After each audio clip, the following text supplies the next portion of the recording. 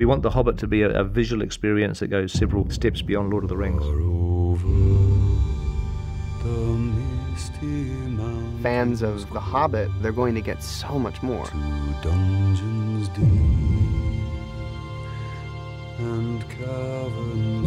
You'll get taken on an amazing ride.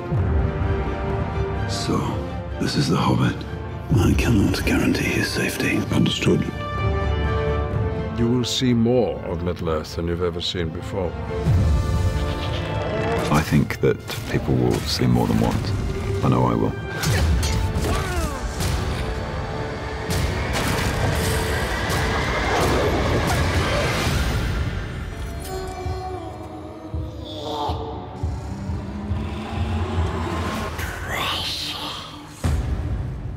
When we made The Lord of the Rings, I was absolutely sure that that was going to be a once-in-a-lifetime experience. I never realized that 10 years later, we were doing it all over again. We actually shot for 266 days on The Hobbit, which was exactly the same number of days that we shot on The Lord of the Rings. So I've sort of done the once-in-a-lifetime experience twice, but not a third time. There won't be a third time. It was a little bit like returning to summer camp. You know, so many of the people who were part of the first journey are part of this journey. Ooh, it's all coming back to me. It was extraordinary coming back onto set with those same people. You looked around at all the faces in the crew and thought, here we go. The same creative talent. 20 or 30 of the most senior people were Lord of the Rings veterans. What a Who would have treat. thought it would ever have happened again? I know. To have a chance to return, pop the wig on and the feet on, it kind of feels like I've stepped into a time machine. And I get to meet all of these other actors who are coming along for the real long journey and sort of seeing in them a little bit what we felt like when we started.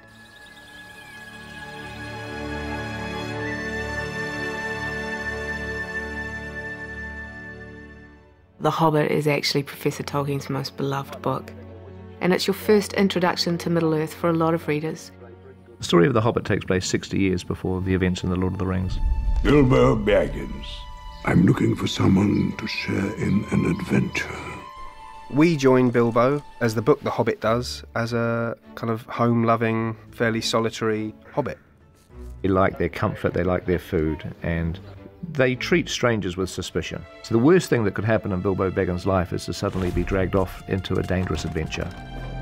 Mr. Baggins? At your service. Fortune comes knocking on his door in the shape of 13 dwarves.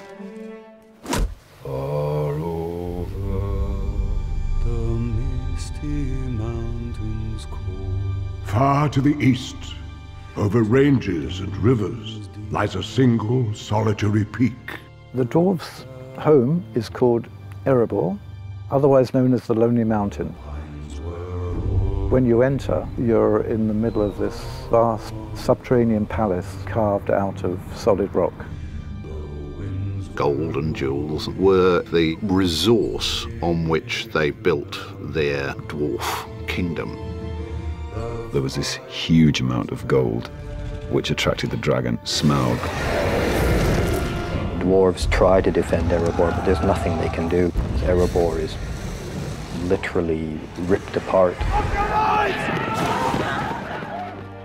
Since then, the dwarves have been a wandering people, and many of us have been homeless. We will seize this chance to take back Erebor! The dwarves that turn up at Bag End are the only volunteers that have decided to back this quest. 13 people.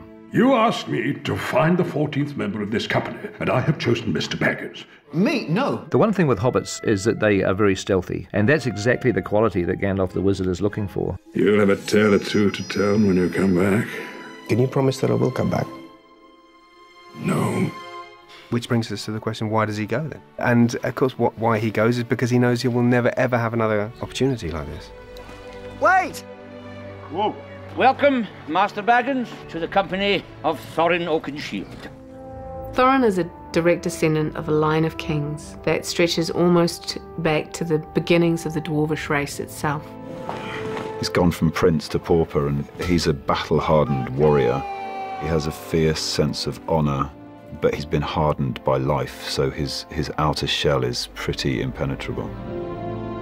The dwarves, they're an incredibly proud race.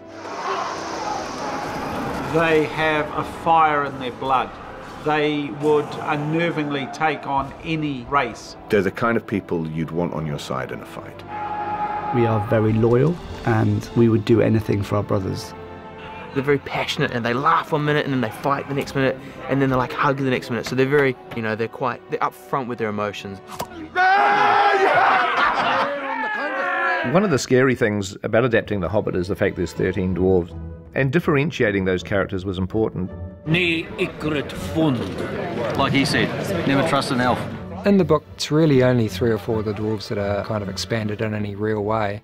Gimli in the first film has a very distinctive look, but when you have 13 dwarves in scenes, if they all look the same, it's going to be very difficult for the watching audience.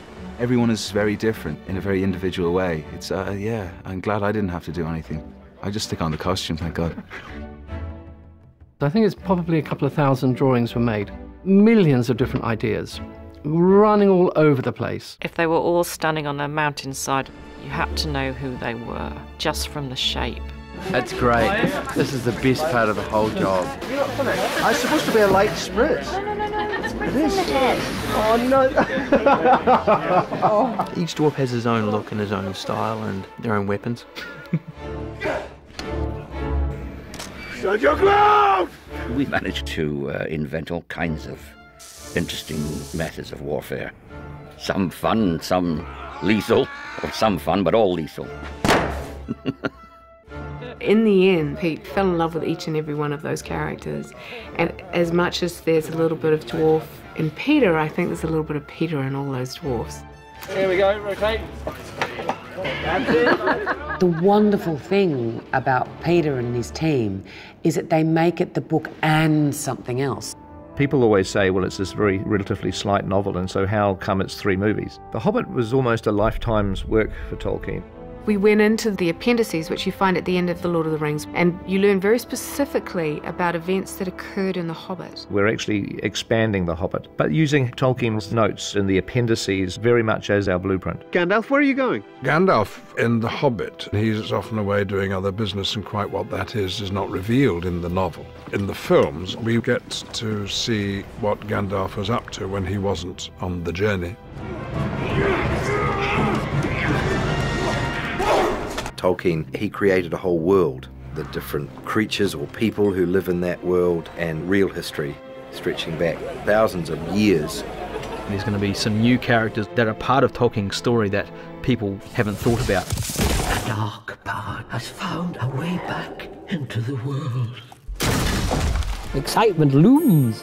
Well, Radagast is a wizard. One of the 5. We know that he's an animal-loving, forest-dwelling wizard. Your mind instantly goes to a ragged hermit-type figure. But he loves the animals and the birds in the bushes. I'll draw them off!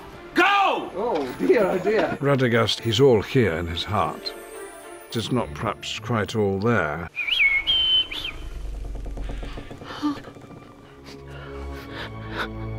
The trees! They're diseased! Radagast discovers that something's going wrong in his immaculate forest. Trees are dying, animals are dying. Something's wrong, something's terribly wrong. Middle-earth seems to be just beginning to rumble and tumble.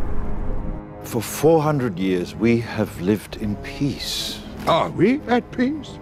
Orcs attacked us on the road. As part of the expanded Middle-earth universe, Tolkien came up with the idea of the White Council, which is the United Nations of Middle-earth to some degree. Gandalf, Elrond, Galadriel, Saruman, they play a role in illuminating those sort of broader political landscape. The White Council, they represent enormous power. There's suspicion amongst all of them that there's this building power of evil getting stronger and stronger. It has to be more than just the dwarves' quest, because their quest is being affected by Middle-earth events and the rise of evil. Seeds being planted for what eventually becomes the time period that we meet in Lord of the Rings, that lead to the great fight for Middle-earth. If you watch then this suite of films in their entirety, it's wonderful that Peter's able to weave those subtle connections between the films. One of my favourites is an older Bilbo telling children the tale of his run-in with 3 large mountain trolls. So there I was, at the mercy of 3 monstrous trolls. The great thing about The Hobbit is we get to see it. Bilbo's encounter with the 3 trolls, William, Bert and Tom, is one of the most iconic passages from the book, and it was something we were really looking forward to bringing to the screen. 3 of us dwarves, Mark, myself and William, are portraying the trolls as well. There were 3-4 days there with Peter on the mocap studio, and we had a tremendous time there, just being in our grey suits. Are we having horse tonight or what? Shut your cake hole. You're like a really dysfunctional group of 3 flatmates. Directing is partly the same, really, apart from the fact that the actors look rather silly. I mean, who would want to walk around all day with a camera pointed right at their nose? The process of getting the trolls animated, we take the data that's been tracked from the mocap stage, and then we started refining that motion, and it was the first time we saw trolls actually verbalising. Now, are there any more of you little fellas hiding where you shouldn't? Make him squeal!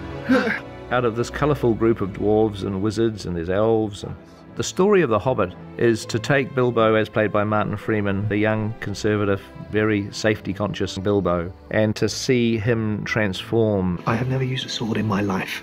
He finds a bravery that he didn't know he had, and he finds a sort of nobility that he didn't know he had. And none of the others knew he had. Throughout the course of the quest, Bilbo surprises the dwarves at every stage.